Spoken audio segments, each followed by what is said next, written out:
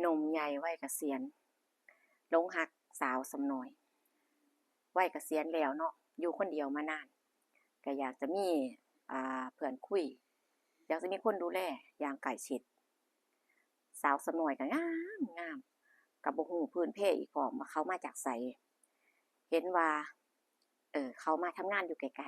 ๆเป็นงานอาหารตามสั่งมาเป็นลูกน้องเจ้าของก็ไปเห็นก็ไปมักไปกินอาหารนั่นแหละแล้วก็มักก็คุยก็ขอแลกเฟซแลก LINE กันแล้วก็คุยกันมาเรื่อยๆบ่ฮู้พื้นเพเขาอีหยังจังซี้ก็หลงมักสาวก็เห็นว่าโอ้อายุมากก็สร้างผู้ชายคนนี้ฐานะดีแถมเกษียณแล้วมีเงินเดือนกินพร้อมเอ้ามันก็สิดีอยู่เดะก็ตกลงแต่งงานกันก็บ่ได้จัดอิหยังมากมายเนาะเพราะว่าอายุมากแล้วฝ่ายหนึ่งแล้วก็ผู้หญิงก็ว่าบ่ต้องดอกบ่ต้องอิหยังมากมายขอให้เข้าใจกันเดี๋ยวที่นี่ก็อยู่กินกันไปฝ่ายหญิงน่ะอยู่ไปประมาณ4เดือนฝ่ายหญิงก็มีความคิดว่าเอออยากสิมีธุรกิจเป็นของเจ้าของอยากสิเปิดร้านอยากสิเปิดร้านทำผมน่ะอืมเพราะว่านางเป็นคนที่ดูแลเจ้าของแบบว่าเป็นคนที่สวยอยู่ตลอดนางก็เลยแบบว่าอุ๊ยมีความฝันน่ะเอออันหนูมีความฝันว่าอยากไปเปิดบ้านเปิดร้านเสริมสวยอยากจะแบบว่ามีงานมีการมีธุรกิจเจ้าของทำจังซี้อยู่บ้านซื่อๆมันก็เบื่อเพราะว่าพอผัวแต่งมาแล้วเนาะก็บ่ได้เฮ็ดงานหยังบ่ได้เฮ็ดงานหยังก็อยู่แบบชีวิตแบบสบายๆผัวก็เลยว่าโอ้เฮ็ดจั่งใดล่ะเงินเก็บก็บ่หลายเออแต่ว่าก็ด้วยความที่ว่ายังใหม่ยังฮักเนาะก็หาให้หาให้ก็ไปเปิดร้านลงทุนก็บ่หลายเออหลัก300,000นี่ล่ะหลัก300,000นางก็เฮ็ดไปธุรกิจก็บ่รุ่งธุรกิจบ่รุ่งเฮ็ดไปแล้วก็เลิกล้มเลิกก็อยู่ไปสักพักว่าอืมว่าขอขออีกไปลงทุนกับหมู่ไปลงทุนเป็นร้านอาหารเดะบัดนี้เป็นร้านอาหารร่วมกันกับเพื่อนสาวเออคือเอ้าผู้ควักให้ก็ควักอีกตามเคยขาดบ่ได้ด้วยความรักความหลงเนาะบัดนี้ก็ไปลงทุนโอ้ยขอไปแบบนี้หลายคักหลายกว่าเก่าก็ไปเห็นเขาว่ากิจการหยังก็เฮ็ดแรกๆเนาะรุ่งอยู่แรกๆนี่ก็รุ่งแต่ว่าก็บ่ได้กลับคืนมาดอกที่ให้ไปก็คือหายต่ำนั่นแหละรุ่งแต่ว่าก็บ่ได้กลับคืนมาเอาง่ายๆให้เท่าใดก็คือเท่านั้นก็ไปอยู่ไปบ่กี่เดือนอีกแต่ว่าอ่าเมียก็บอกว่ากิจการบ่ค่อยดีเลยนะตอนนี้ลูกค้าก็บ่หลายด้วยอ่าอิหยังหลายๆอย่างเศรษฐกิจมันบ่ดีดูเหมือนว่าสิไปบ่รอดจังซี้เนาะที่ลงทุนไปก็รู้สึกว่าสิบ่ได้คืนจั่งใดดอกจังซี้แต่ความเป็นจริงนี่รอบ2ที่ลงทุนนี่กิจการก็โอเคนะไปดีแต่ว่าเมียก็บอกว่าโอ้มันไปบ่รอดลูกค้าวันหนึ่งบ่กี่คนบางวันนี่เงียบมิดจิรีบ่แม่นเป่าสากเมียว่าบ่ว่าเงียบก็เงียบเมียว่าบ่ได้ก็คือบ่ได้อ้าวบ่ได้ก็คือบ่ได้ก็แล้วไปว่าบ่ได้แบบเซ้าซี้สอบถามเนาะว่าจะเอาไปลงทุนได้กำมาบ่โน่นนี่นั่นได้หยังแหน่บ่เคยเว้าย้านเขาผิดใจโอ้เมียก็งามเนาะเฮ็ดจั่งใดล่ะบัดนี้ล่าสุดขอซื้อรถก็บ่ได้ว่าเอาแพงแต่ว่าต้องเป็นซื้อสดผู้แด้ว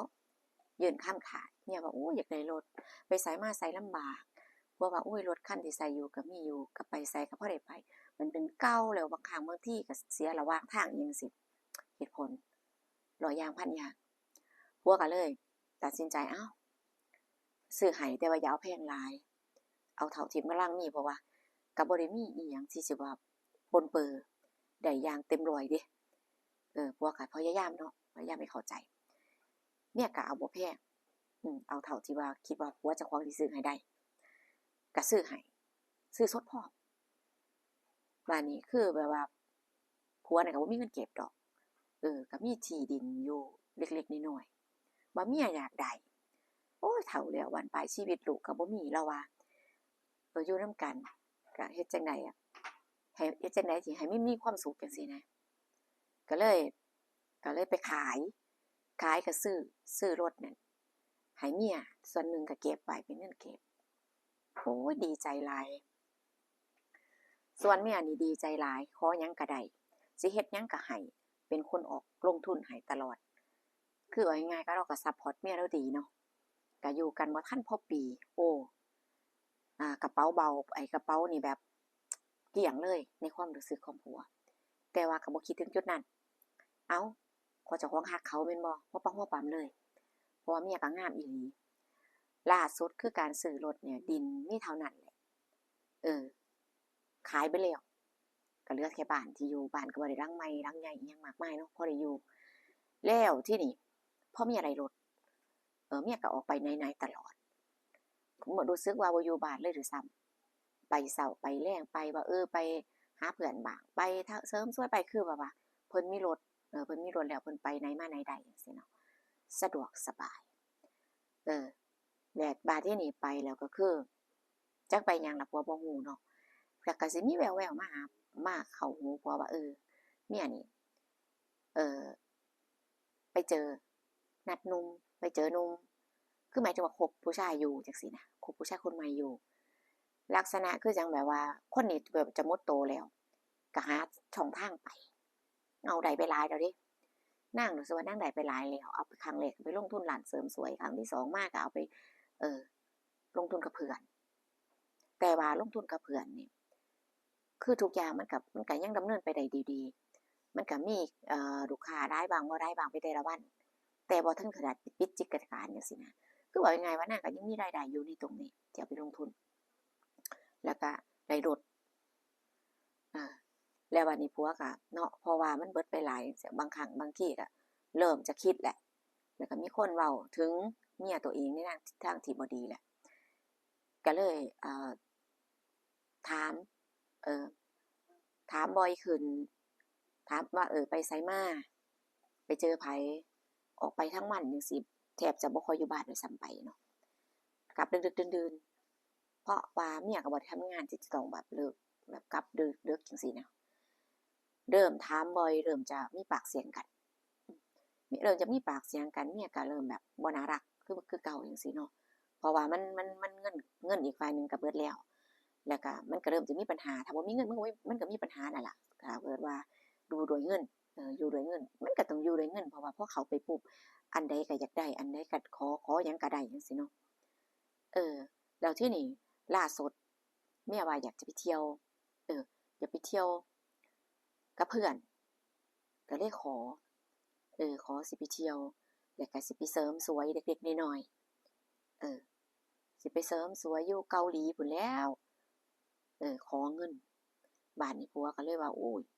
ให้ไปหลายแล้วแล้วบัดนี้ครั้งนี้มันก็บ่เห็นว่าเป็นเรื่องสิจำเป็นจังซี้นะก็ดูดีว่าเจ้าของก็ดูดีสวยแล้วบ่ต้องไปเฮ็ดหยังดอกผัวก็ว่าเนาะ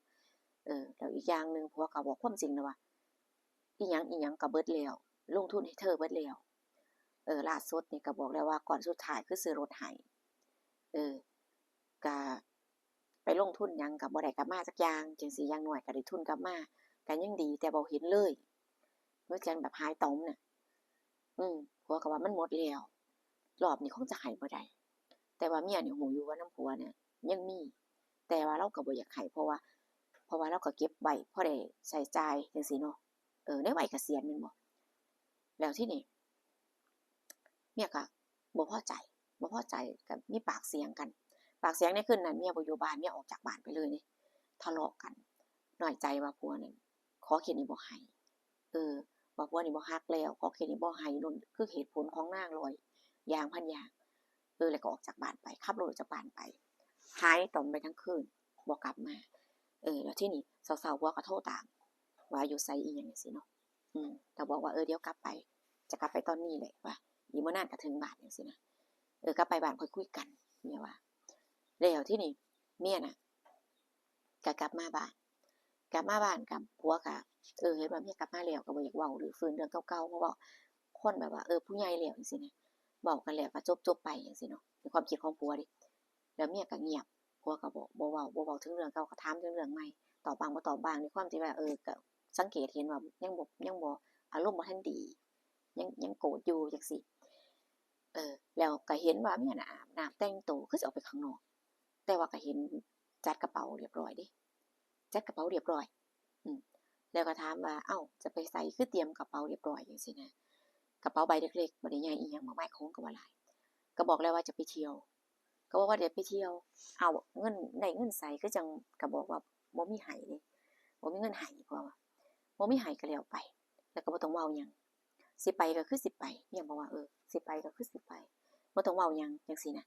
เมียว่าบ่ต้องเว้าหยังสิไปก็คือสิไปบ่ให้ก็หาเอาทางใหม่คือความจริงคือเมียน่ะเอารถไปขายเพราะว่าซื้อก็ซื้อเป็นรถเป็นชื่อเมียเนาะแล้วก็ซื้อสดพร้อมจังซี้นะเมียก็เอาไปขายเออคือสิไปบัดนี้ผัวบ่ฮู้ว่ารถนั้นไปขายแล้วก็ออกจากบ้านไปผัวก็ห้ามแล้วก็บ่ฟังเนาะก็ออกจากบ้านไปก็คือต้องปล่อยจังซี้นะพอรู้อีกทีก็คือผัวนั่นออกไปธุระไปเห็นรถคันเนี้ยจอดอยู่ร้านเขาเมียเอาไปลาขายไว้เขาร้านเดิม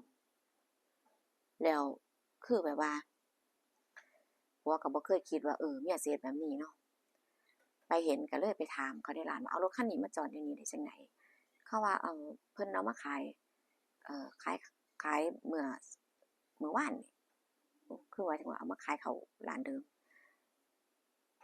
แล้วก็ผัวก็คิดได้ว่าเอามาขายนี่บ่ถึงได้ไปเที่ยวถึงได้มีเงินจังซี่นะแต่ที่สำคัญคือไปเที่ยวก็บ่ได้ไปคนเดียวเนาะไปกับเพื่อนแต่ก็เป็นเพื่อนผู้ชายก็ได้ไปถือว่าหลายอยู่แล้วทีนี้ผัวก็ถามว่าขายเท่าใด